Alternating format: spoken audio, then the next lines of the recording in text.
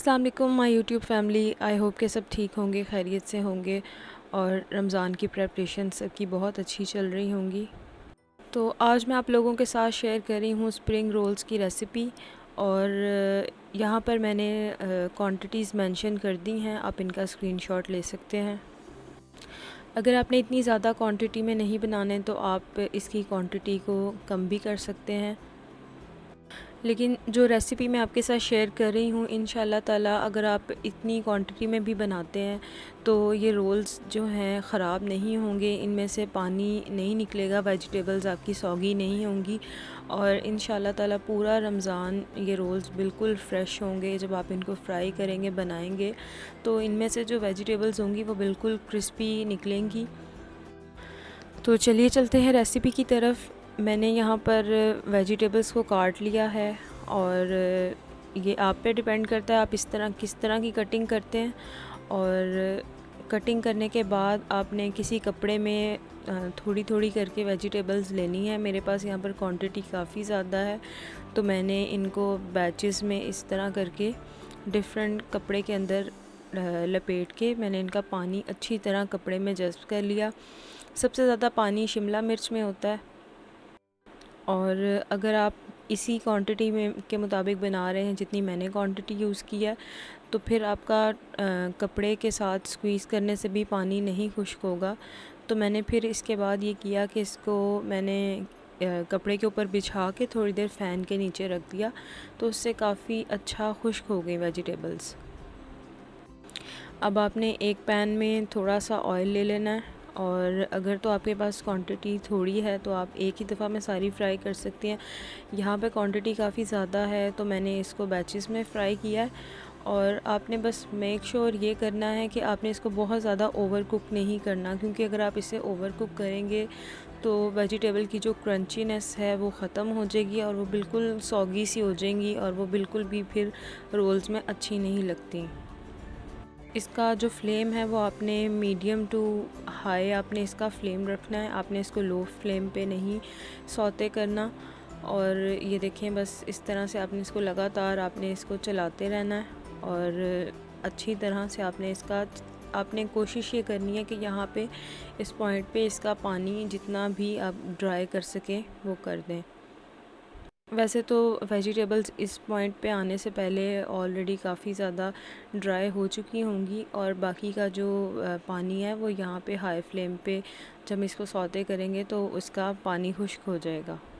जो क्वांटिटी मैंने स्टार्ट में मेंशन की है, अगर आप उस क्वांटिटी के मुताबिक इनको बनाते हैं तो यहाँ पर 170 पीसेस आपके प्रिपेयर होंगे और जो पर पीस आपकी कॉस्ट है वो 9 रुपीज़ होगी। जबकि अगर जो आप मार्केट से परचेज़ करते हैं उसमें आपको पर पीस कॉस्ट आपकी 35 टू 45 रुपीज़ पर पीस आपकी कॉस्ट होती है। तो इसमें थोड़ी सी मेहनत है, लेकिन ये है कि ये हाइजेनिक होते हैं और आपको पता होता है कि आपने किस तरह से इंग्रेडिएंट्स आपने यूज़ किए हैं और काफ़ी कॉस्ट इफ़ेक्टिव भी होते हैं।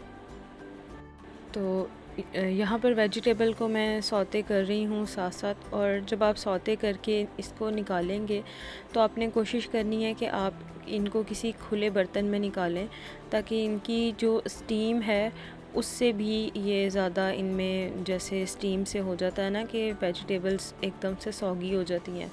स्पेशली कैबेज तो बहुत जल्दी सॉगी हो जाती है। तो आपने कोशिश करनी है कि आपने किसी बड़े बर्तन में, खुले बर्तन में आपने इनको निकाल के और थोड़ी देर आपने हवा के नीचे रख देना है ताकि जो जल्दी से इसका टेम्परेचर है वो थोड़ा सा नॉर्मल हो जाए और जो इसके सॉगी होने के चांसेस हैं वो काफ़ी हद तक कम हो जाएंगे। अभी इस पॉइंट तक कोई भी सीजनिंग मैंने ऐड नहीं किया, इसमें कोई नमक कोई भी चीज़ अभी तक हमने ऐड नहीं किया और अभी तक मैं सिर्फ वेजिटेबल्स को सौते कर रही हूँ। और ये सेकंड बैच है वेजिटेबल्स का और इसको अच्छी तरह से सौते कर रही हूँ। और ये जो है चाइनीज़ जो कैरेट है इसमें थोड़ा सा वाटर कंटेंट ऑलरेडी कम होता है एज़ कम्पेयर टू जो हमारी देसी वाली गाजरें होती हैं। और एक टिप ये भी है कि अगर आप ज़्यादा देर के लिए फ्रीज़ करने के लिए कोई चीज़ ऐसी बना रहे हैं जिसमें आप गाजरें इस्तेमाल कर रहे हैं, तो आप जो हमारी लोकल वाली गाजरें हैं वो आप इस्तेमाल ना करें, क्योंकि ये वाली गाजरें थोड़े अरसे तक अगर आप इनको फ्रीज़ किए रखते हैं ना तो ये फिर काली हो जाती हैं। यानी जब आप इनको कुक करेंगे, जब आप रोल्स को फ्राई करेंगे तो जो अंदर से वेजिटेबल होगी वो ब्लैक हो जाएगी। इसलिए जो रमज़ान के लिए स्पेशली, क्योंकि ज़्यादा देर के लिए फ्रीज़ करना होता है रोल्स को, तो मेरी प्रेफरेंस यही होती है कि मैं ये वाली जो ऑरेंज कलर की जो गाजर होती है ना, एक तो ये थोड़ी सी स्वीटनेस भी इसमें कम होती है और इसका कलर भी चेंज नहीं होता। ये बड़ा ब्राइट सा इसका कलर है और ये इसी तरह रहता है, चाहे इसको जितनी देर मर्ज़ी तक आप इसको फ्रीज़ करें, इसको कुछ भी नहीं होता। तो ये सबसे बेस्ट रहती है। अच्छा, यहाँ पर भी देखें कि बैचेस में मैं अभी तक फ्राई कर रही हूँ और इसमें मैंने मैक्सिमम 1 टेबलस्पून मैंने इसमें ऑयल यूज़ किया है पर बैच, क्योंकि पर्पज़ हमारा इसको सौते करने का सिर्फ ये है कि इसका जो थोड़ा सा कच्चापन है वो ख़त्म हो जाए और इसके अंदर से थोड़ा जो वाटर कंटेंट है वो थोड़ा सा इवेपोरेट हो जाए। कैरेट्स और कैबेज में ज़्यादा इतना टाइम नहीं लगता, ये ज़्यादा जल्दी से इनका पानी खुश्क होना शुरू हो जाता है। सबसे ज़्यादा जो चैलेंज है वो ये कैप्सिकम का है और मुझे पर्सनली स्प्रिंग रोल्स में कैप्सिकम की क्वांटिटी ज़रा ज़्यादा अच्छी लगती है, तो मैंने बाकी वेजिटेबल्स की जो रेशो है उसमें कैप्सिकम की रेशो मैंने डबल रखी है। लेकिन अगर आप चाहें तो आप अपने हिसाब से रेशो एडजस्ट भी कर सकते हैं। आप तीनों जो सब्ज़ियां हैं आप उनकी बराबर क्वांटिटी भी यूज़ कर सकते हैं, लेकिन मुझे थोड़ा सा कैप्सिकम का फ्लेवर अच्छा लगता है तो मैंने कैप्सिकम थोड़ी सी ज़्यादा यूज़ किया। और इसको सौते करने के लिए ये इसमें सबसे ज़्यादा वाटर कंटेंट इसमें सबसे ज़्यादा होता है, तो आपने इसको बिल्कुल हाई फ्लेम के ऊपर रख के आपने इसको सौते करना है और आपने जब इसको निकालना है तो आपने इसको फ़ौरन से स्प्रेड कर देना है ताकि इसके अंदर बिल्कुल भी स्टीम ना रहे, वरना ये अगर सौगी हो जाएगी तो बाकी सब्ज़ियों को भी ये सौगी कर देगी। बस बैचेस में करने का यही फ़ायदा है कि हर जो बैच है उसको सही तरह से हीट भी लग जाती है और अच्छी तरह से उसका वाटर कंटेंट भी इवेपोरेट हो जाता है। तो यहाँ पर बस ये मेरा कैप्सिकम का 3rd बैच आई थिंक चल रहा है यहाँ पर, और बाकी मैंने वेजिटेबल्स को मीनवाइल फ़ैन के नीचे रखा हुआ है बड़ी सी ट्रेस के अंदर रख के, और वो तब तक उनका जो है रूम टेम्परेचर पर आ जाएंगी, उनका जो टेम्परेचर है वो बिल्कुल नॉर्मल हो जाएगा। फिर उसके बाद हम आगे का प्रोसेस करेंगे। मैंने इस दफ़ा जो रोल पट्टियाँ हैं वो मैंने मार्केट से ख़रीदी हैं, पिछले सीज़न में मैंने ख़ुद बनाई थी। तो आप लोग मुझे कमेंट सेक्शन में बताइएगा कि आप लोग ख़ुद बनाते हैं या आप लोग मार्केट से लेते हैं, और किस तरह की अगर आप बनाते हैं तो आपकी प्रेफरेंस क्या होती है, होल व्हीट आप लोग बनाते हैं या मैदे से बनाते हैं, किस तरह बनाते हैं। और अगर अभी तक आपने चैनल को सब्सक्राइब नहीं किया तो चैनल को ज़रूर सब्सक्राइब कीजिएगा, it's totally free of cost. यहाँ पर एक बेल आइकन आ रहा होगा, उसको आप ज़रूर क्लिक कीजिएगा, नोटिफिकेशंस को ऑन कीजिएगा ताकि मैं नेक्स्ट जो भी वीडियोज़ अपलोड करूँ उसकी नोटिफिकेशन आपको पहुँच जाए। स्पेशली मेरी वो सिस्टर्स जो कोई फ्रोज़न आइटम्स का बिज़नेस करती हैं, और या कोई ऐसी मेरी सिस्टर जो इस वक्त की वीडियो देख रही हैं और वो ये फ्रोज़न आइटम्स का बिज़नेस करती हैं, तो ये रेसिपी बिल्कुल कमर्शियल रेसिपी है, और आप इस रेसिपी को फॉलो करते हुए अगर आप अपने स्प्रिंग रोल्स बनाते हैं तो वो इंशाल्लाह ताला वो बिल्कुल परफेक्ट बनेंगे। तो इसलिए मैं इसको बहुत ज़्यादा एक स्टेप को अच्छी तरह से एक्सप्लेन कर रही हूँ ताकि जो मेरी सिस्टर्स इसको कमर्शियली बनाने के लिए देखेंगी उनको किसी किस्म की परेशानी ना हो।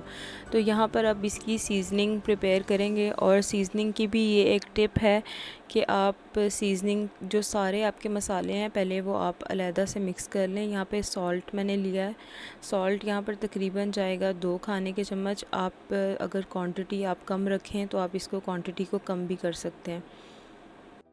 इसके बाद सॉल्ट के बाद हम यहाँ पर इस्तेमाल करेंगे गरम मसाला, गरम मसाला जितना भी आप सॉल्ट लेंगे उसका क्वांटिटी में हाफ़ आप गरम मसाला इस्तेमाल करेंगे। और यहाँ पर जो साबुत मिर्चें होती हैं, कुटी हुई साबुत जो मिर्चें होती हैं वो यहाँ पर जाएंगी तकरीबन 1 खाने का चम्मच। अगर आपको स्पाइसी ज़्यादा रखना है तो आप ज़्यादा स्पाइसी रख सकते हैं, और जितना आपने सॉल्ट यूज़ किया होगा उतनी सेम क्वांटिटी में यहाँ पर जाएंगी काली मिर्चें।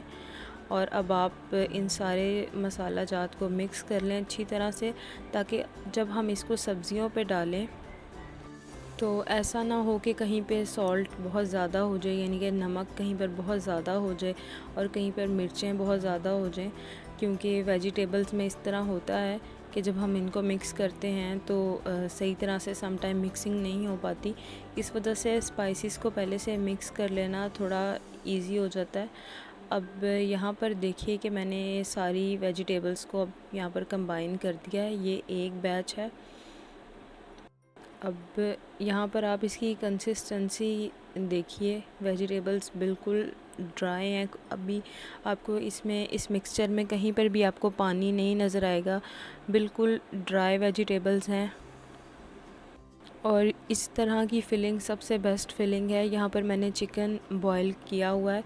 चिकन को आपने सिर्फ़ सॉल्ट में आपने बॉईल करना है, और चिकन का बहुत बहुत ज़्यादा बारीक आपने रेशा नहीं करना, बस आपने चिकन की जो पीसीज़ हैं उनको छोटा छोटा तोड़ लेना है और थोड़ा सा बस श्रेड करना है। बिल्कुल आपने रेशा रेशा नहीं करना। ये देखें जी, इस तरह का ये बन गया था। और इसमें अभी बिल्कुल ये लास्ट वाला पार्ट था और इसमें बिल्कुल भी पानी नहीं था। ये जो यहाँ पर मैं रोल पट्टी यूज़ कर रही हूँ, ये जो नॉर्मली बाज़ार में मिलती है वो वाली पट्टी है। और आपने जिस तरह से मैंने इसको रखा है शीट को, आपने इस तरह से शीट को रखना है। आपने एक दफ़ा फ़ोल्ड करना है और फ़ोल्ड करने के बाद आपने दूसरी मरतबा फ़ोल्ड करना है, फिर आपने कॉर्नर्स से उठाना है। ये देखें, जिस तरह से यहाँ पर मैंने उठाया, कॉर्नर से आपने उठाना है और आपने इस तरह से फ़ोल्ड कर देना है इसको। और जो टॉप वाली लाइंस हैं जहाँ पर मैंने अभी इंडिकेशन की है, इनको आपने बस स्ट्रेट रखना है। अगर ये लाइन स्ट्रेट नहीं होंगी तो फिर रोल जो है दोनों साइडों से टेढ़ा हो जाएगा, अगर ये स्ट्रेट नहीं होंगी तो। और यहाँ पर साइड पे मैंने मैदा और पानी को मिक्स करके एक मिक्सर सा प्रिपेयर किया हुआ है, उसके थ्रू आपने इसको सील कर देना है अच्छी तरह से। तो ये देखें, जो यहाँ पर रोल प्रिपेयर हुआ है वो कहीं से टेढ़ा नहीं है, यानी कि दोनों साइड्स जो हैं वो सीधी हैं। मैं इसलिए एक दफ़ा और आपको एक्सप्लेन करती हूँ कि आपने इसको किस तरह से फ़ोल्ड करना है।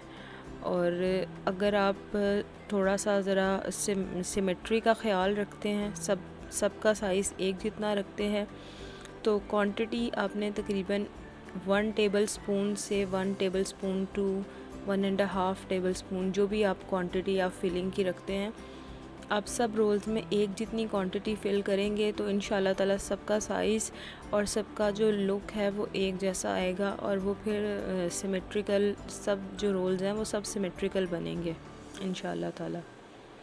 तो स्पेशली वो लोग जो पूरे रमज़ान के लिए चाहते हैं कि रोल्स बन जाएं एक दफ़ा ही और वो ख़राब ना हो, तो यहाँ पर आप देखें कि मैंने एक छोटा सा पीस नीचे बिछाया है।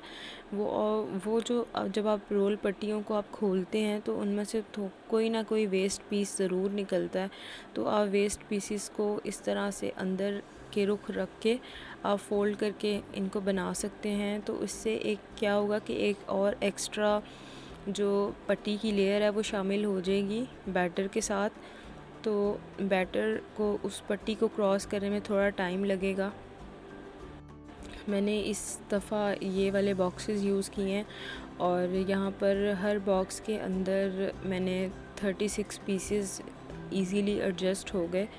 और हर लेयर के बाद मैंने इसके अंदर, आप चाहें तो आप पार्चमेंट पेपर यूज़ कर सकते हैं, अगर आप चाहें तो कोई शॉपर बिछा सकते हैं। मैंने यहाँ पे लेमिनेशन शीट है वो यूज़ की है, और शीट को बिछाने के बाद मैंने नेक्स्ट लेयर लगा दी है। इससे ये होगा कि जब मैं रोल्स को निकालूंगी इस्तेमाल करने के लिए तो वो आपस में चिपकेंगे नहीं और बिल्कुल आसानी से निकल आएंगे।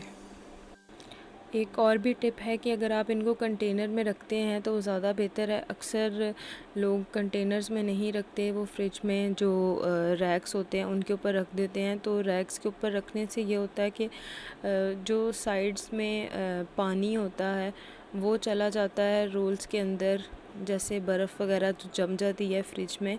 तो इसकी वजह से जो वेजिटेबल्स हैं या जो रोल पट्टी है वो क्रिस्टलाइज़ होना शुरू हो जाती है, और वो जो जब हम फ्राई करते हैं तो उस तरह की फिर क्वालिटी नहीं रहती। तो बेहतर यही है कि आप इसको किसी एयर टाइट कंटेनर में रखें।